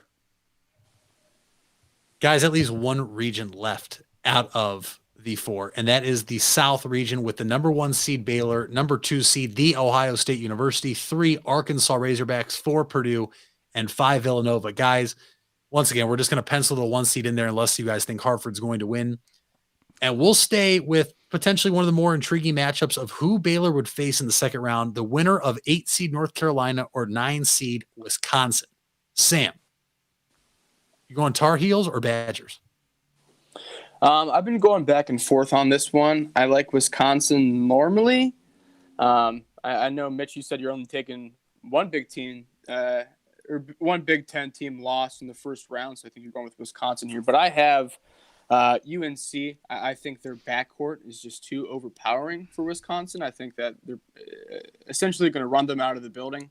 Not that they're going to kill them, but I think they're just too fast for Wisconsin.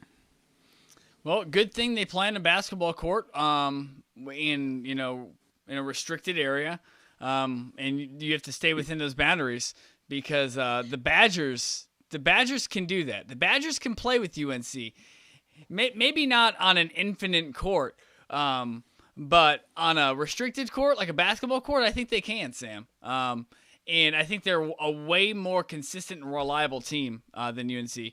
And I don't like Roy Williams at all. I think for the amount of talent that man has been given over the years, I think he has underachieved to a great extent. And I don't think he's great in these specific spots, especially.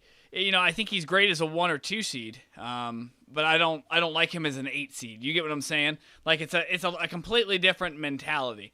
There's some coaches, no matter what seed they are, they're going to be a problem. That's like a Tom Izzo. I don't feel like that with Roy Williams. I like Roy Williams teams when they're like a top seed, and I know that sounds kind of dumb because of course you like if a team's a top seed opposed to a bottom seed, they're going to be better, right? But that's not where I'm getting at. You guys you pick up what I'm putting down? Yeah, I'm picking up what you're putting down. The only thing how do you guys feel about that? I don't really remember. Like, it's not very often that you have UNC as an 8 seed. It has been in more recent years. He hasn't had very good teams. He's had a lull for a long. The last really good team that man's had what, Hansborough on it or Sean May. That was a long time ago. Or like Wayne Ellington. They just won a title, though, didn't they? Or with who? They lost on a buzzer beater to Villanova. They lost to Villanova. Yeah, that team lost. That team didn't win. So, guys, Wisconsin's winning this for 3 different reasons. They have one of the best assist turnover ratios in the country. They are the 20th most experienced roster in the country. They have been there, done that, whether they've gotten to here and lost, gotten here and won. They have experience. And they have Brad Davison, who more than 55% of his career shots have been threes. He is lethal from deep. I'm taking the battle-tested Big Ten team who may have the worst record, but it's because they played in the better conference. I have them making a deep run. And yes, it does mean I have them beating Baylor in the second round. It sounds.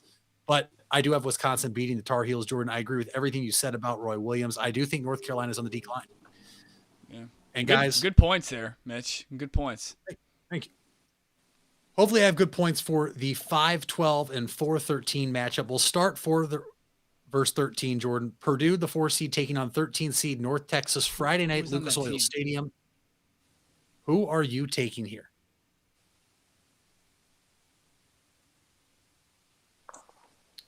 Oh, I'm sorry. I was trying to think of who was on the UNC 2017 team. Who am I taking? What matchup? Purdue, North Texas, 4 versus 13, Friday night. Sold my tickets to this game. Oh, Purdue. I'm sorry. You're good. Sam. There's a lull. Yeah, I got Purdue. Big Ten. I also have Purdue, another Big Ten team that's battle tested. Although, listen, it's not like North Texas hasn't played anybody. They've played Arkansas, Loyola, Chicago, and West Virginia. They have 3 quality.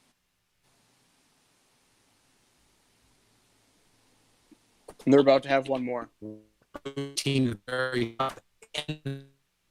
the biggest team when it comes to size in the NCAA tournament. I think that'll be vital, which means they'll await the winner of the 5 seed Villanova or the 12 seeded Winthrop. And guys, let me tell you, I'm going first here because this is my lock of the tournament. Winthrop is beating for 2 reasons. First off, Nova did lose their best player. All right, so there's a reason that's already going to be hard for them. Guys, Winthrop's 23-1. They won their conference. They're led by a 3-3-0 boy and Chandler Vaudrin, leads the country in triple doubles, okay? 6'7" point guard, did go to Walsh for a year before entering the transfer portal to go to the D1 level where he has flourished, okay? I am taking Winthrop as my lock in round 1 to beat Villanova and advance to set up a matchup with Purdue. Is that the kid who went to Lake? Yes. Yep. Yeah, I had Winthrop over Villanova already, but I'm glad I did that. Yep, I have Winthrop as well. I think this is like on the same page. Yep. Like So you we'll almost hop know. down now to the bottom You bottom almost half know of that once a bracket. year that a 12 is going to beat a 5. This is that game. Like this is the one you know. I'm dead set on Winthrop doing it. I'm also dead set on US or UCSB, but that was earlier in the show. And if you're just joining now, you're going to go back and listen to it if you're in the ball pit. But guys, the bottom half of this South region, we'll start with our home state team, the Ohio State University, taking on Oral Roberts. Now, guys, the big question mark for the Buckeyes is, will Kyle Young, maybe the most important player for this Ohio State team, will he be back healthy? He missed the last 2 games of the Big Ten tournament in the second half of their second round matchup with Purdue with a concussion, still remains in protocol, yet to be determined if he will be playing this weekend. Chris Holtmann released a comment today during a press conference, which says they don't know, which all signs, in my opinion, point to he will not be ready for the game in the round of 64. With or without Kyle Young, guys, I think Ohio State will be fine. But Jordan, let's talk bigger picture here. If Kyle Young is not able to go, whether it's this game or even the round of 32, should Ohio State advance, how big of an issue can this be for the Buckeyes? Oh, I think it's a huge issue. I mean, you said it. You said it for multiple reasons. I mean, he's a very versatile player, and you can count on him on both ends of the floor. And he's a veteran. I mean, he's a leader on your team. So anytime you're missing one of your floor generals, the game gets harder for your team. Because, I mean, he can still help you being on the bench with the guys coming off the floor, but, I mean, that's about all he can help you do. If I could trust that Kyle Young would be back and healthy, I would have Ohio State winning the South. Now, as more information comes out throughout the rest of the week and we figure out if he's going to be fully healthy or not, that will kind of guide my decision on really what I'm going to have happen on this side, because if healthy and if he can play, I like Ohio State. But, I mean, that's if. And I feel like that's a big if right now. Yeah, I think you can. I think it's pretty clear to see what Kyle means to that team on and off the court. Tremendous leader. Seems like a great glue guy in that locker room. I think it's pretty obvious how talented Ohio State is, though. They put up a fight against arguably the best team in the nation. Without Kyle Young, I believe the whole game, right? Yeah, Kyle did not play against Michigan in the semifinals or Illinois in the championship. Yeah, without that whole game. And I think Ohio State really, really got lucky with that poll. Arkansas will be a tough opponent if they have to play, but I like Ohio State for a long time. I think we're all in agreement that Ohio State will be Oral Roberts. The question is, who will they face in the round of 32 between the 7-seed Florida Gators and the 10-seed Virginia Tech Hokies? Sam, we'll throw it to you first. Who are you liking the 7-10 matchup to meet up with Ohio State? So originally I took Va Tech, and then I saw they were tweeting, when you have your doubters at the beginning of the season and you make the playoffs lead and you start tweeting out that history. Well, they're tweeting it out and they got a 10th seed. So I'm taking Florida here. I don't want to play Florida because it scares me. If we play Florida, I think Ohio State might lose. Not because I know who's on Florida, but just because of history. And I can't get Florida beating Ohio State out of my head. So I'll take Florida here just because Va Tech's a bunch of. Yeah, it's funny how much that makes sense to me. Like, I can't get that out of my head either. When you see a team get their ass whooped by a team a couple times, like, you don't forget about it, especially on the big stage. So I don't want to play Florida either. I'd like Virginia Tech to win. I don't think they're going to win, though. I like Florida in this game. And we'll see. I don't think it's a big disparity in the teams, so we'll see what happens. But decently confident with Florida. Yeah, I had Virginia Tech originally, especially because it has not been confirmed, but apparently there is a suspension coming for a Florida Gator after a vicious hit he put on somebody in the SEC tournament. Now, I've yet to see if the NCAA has officially ruled that. According to ESPN Insider and somebody of Westwood One, he said the NCAA will be ruling here shortly. So if that happens, I'm taking Virginia Tech if Florida's down a player. But guys, Virginia Tech is winning social media, which means all their attention is in the wrong places, which is why I think Florida will win regardless now. You don't win social media. That's just one thing you don't do. You don't give a team any more firepower than it needs, and that's what Virginia Tech is doing by celebrating for getting a frickin' 10 seed, like Sam said. I'll take the Gators to move on and set up a date with Ohio State, guys. 3 versus 14. Some people won a lot when it comes to 3-14 matchups, Jordan. Arkansas and Colgate. Yeah, that's this is another one. Sam, I'm gonna pass it to you. I'm gonna take a little more time on this, if that's okay. Yeah, this one's actually going to be my pound it pick of the week. I love this over. I don't know what it's at, but just take the over. Colgate puts up points. Arkansas puts up points. It's going to be a beautiful game. I don't think Colgate's going to get the win, but I think they're going to do us all solid. Put up some points, advance Arkansas in the bracket, and then win you money in the pocketbook. So thank you, Colgate. Thank you, Arkansas, for this beautiful pound it pick of the week. Man. I think I'm going to go with Colgate, guys. You know? The Raiders. Yeah, I don't think they make another mistake this year. I think they made one mistake this year, and I think that's the last mistake they'll make. Yeah. Champions. Yeah, I mean, I'm just saying it could be. I'm just saying. I'm saying they've only made one mistake this year. I'm just saying if they were to win it, that would be the last mistake. I mean, they will have finished the season having made only one mistake for the whole year. One loss. Wow. Yeah, well, think about that. Think about that. Their second mistake was making a mistake in the first place. So Colgate has made plenty of mistakes. This isn't Fight Club. That's not how these mistakes work.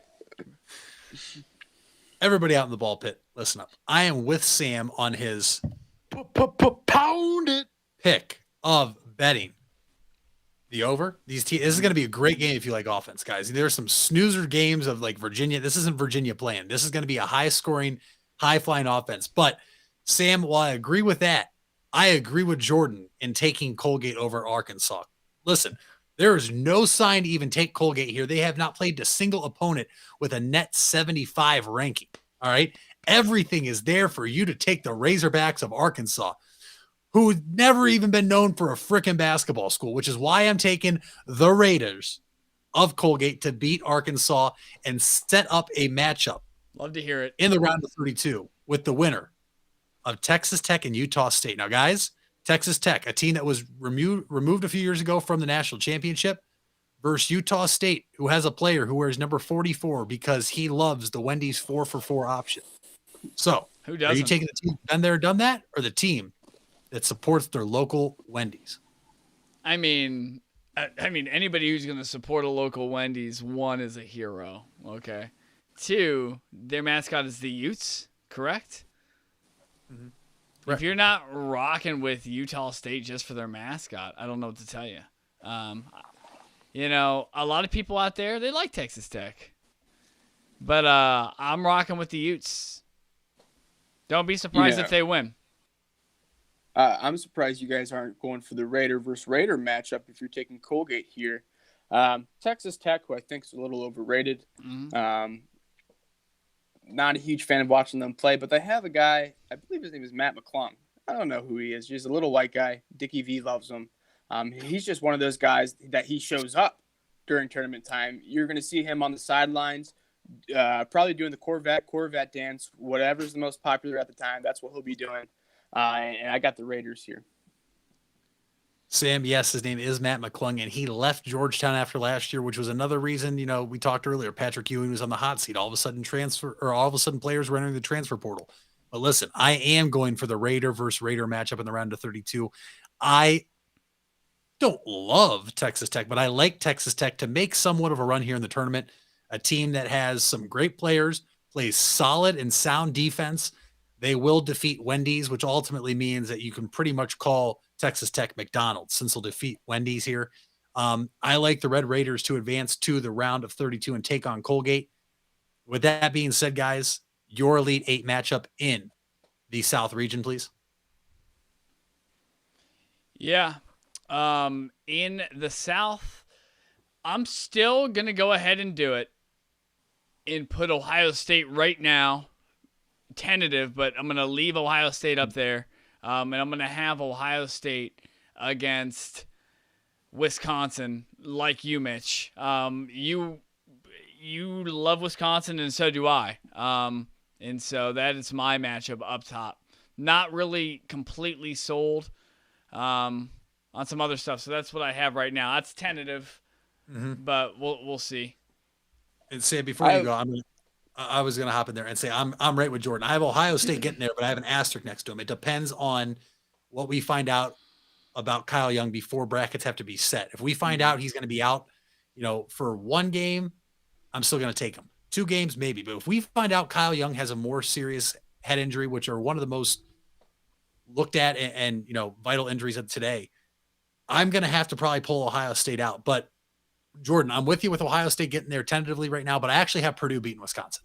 I do think Purdue beats Wisconsin in the Sweet 16 to set up a Big Ten matchup in the Elite Eight. Sam. Purdue's tough. Yeah, I have Ohio State and Purdue. Oh, so we do have all Big Ten, but I have Wisconsin. You guys have Purdue. I like it, which is really really interesting because I want to ask this before we give our Final Four and national champion.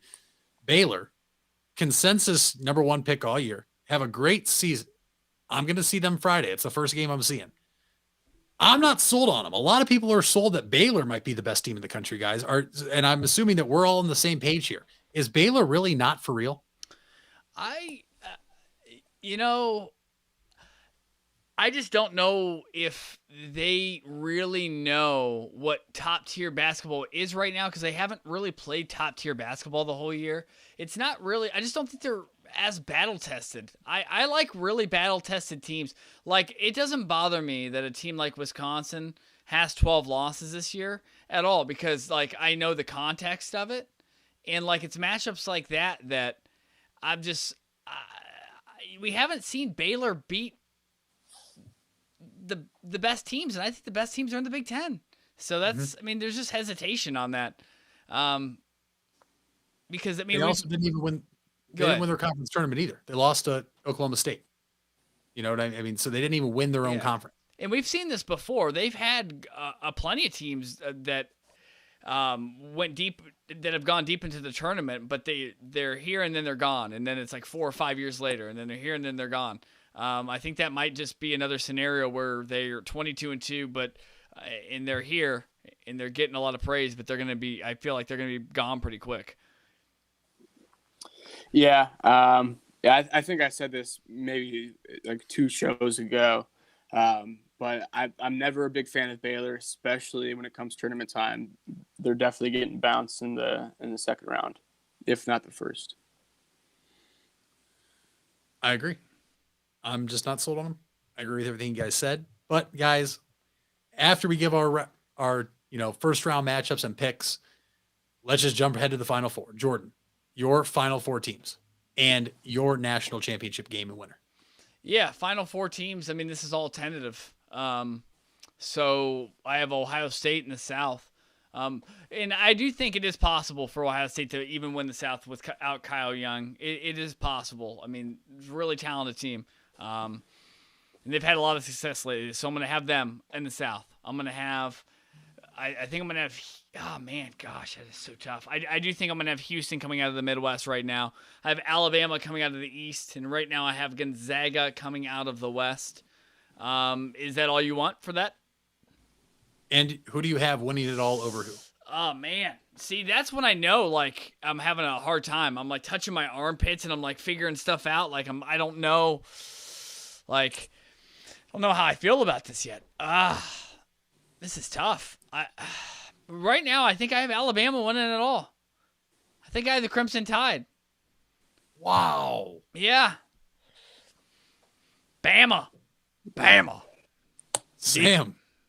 Bama. Yeah. I actually SEC. like I said, this Roll Tide. I've been going off my tentative bracket. SEC. But Roll Tide. I actually love my my Final Four in this bracket. I've got Illinois over Ohio State in a game that I wish would be close, but Ohio State could be Illinois if they have another matchup. Come on, baby. But we'll see what happens with Kyle. And, Illinois' big men are going to win the national championship. So I've got Illinois over Ohio State. Then I have Alabama over Gonzaga. And I have Illinois over Alabama in the championship. Oh, the spirit of Darren Williams comes back. Brings the Illini a national championship. Let's go. Something that Illini. he couldn't do in 2004? Yeah. Versus Sean May? Just like he couldn't bring a championship to the Cleveland Cavaliers when that bum signed here and stole money from us. But that's neither here nor there. Come on now. Guys, play nice. Tentatively right now, I also have Ohio State winning the South. Now, that's probably the homer in me, and that might come back to bite me in the ass if I keep it that way. It is, but that's okay. It is tentative. I have 2 days to fiddle around with it. Guys, in the Midwest, it's a no-brainer. Kofi Cockburn is going to lead that team with Io DeSumo, and the Illinois Fighting Illini are getting to the Final Four. On the other side, I'm taking the best team in the country, Gonzaga. They've been the best team all year. That will probably bite me in the ass because usually the best team never gets there. But I also have them meeting up with Michigan. Guys, I have 3 1 seeds making the Final Four, which is almost unheard of. It doesn't happen. Usually you have a weird looking seed in there, like a 4, 5, or 6. No, this year, I think the world is coming back to normal. COVID is on the decline. Vaccinations are getting out. Sam Summers is vaccinated. Guys, because of that, I think the best teams are going to shine. It will be Gonzaga versus Michigan, Ohio State versus Illinois. Ohio State can't stop the cock yet. Kofi Cockburn leads the Illini to the championship game, only to be down by the team that can stop him, the Gonzaga Bulldogs, finally. Wow. Get the monkey off their back. I like it. And win the national championship. Mitch, can I say one thing? I told you earlier in the week, last week when we were on the show, I said we were talking about how do we fill out our brackets. And I said, typically, I just go and pick the best seeds. We just went through the brackets, and I didn't pick the best seeds ever. So I think I went completely against my rules. I think I took your thing. Yeah.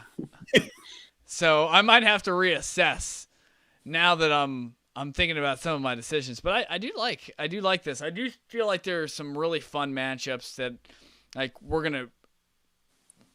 that I'm really anticipating. That I'm really excited to sit down and watch. Not always excited to watch basketball, but when I am, it must be March. It must be March. It must be March. Guys, is it that time? It's time. Zach Ertz just signed with the Bills too. Wow, Zach Ertz to the Bills? That's scary. We'll talk about that Thursday. Zach Jacoby Ertz Brissett to the Bills. To the Dolphins. Oh! Wow. Jeez. They must really not like Tua. Jacoby Brissett to the Dolphins? Or no, because you have to get a backup quarterback because Ryan Fitzpatrick's going to be gone. Because Ryan Fitzpatrick into the yeah. Oh my gosh, I wish he would have went. Oh man, And guys, we will cover this Thursday. This was besides the headlines today, this episode was strictly for March Madness. We will talk about all the moving parts in the NFL right now. Maybe give you a couple quick updates for the bracket on Thursday night. Yeah. The episode on Thursday night going to be a little different time, right, Jordan? We got a little couple kinks to work out. Some guys traveling, and we're going to have a new special guest on the show, and we'll be coming to you live Thursday. Time to be determined. So have your notifications turned on. Make sure you're subscribed to us, following us on Twitter, Facebook, subscribed on YouTube, and on Apple and Spotify. With that being said, Jordan, it is time. It is time.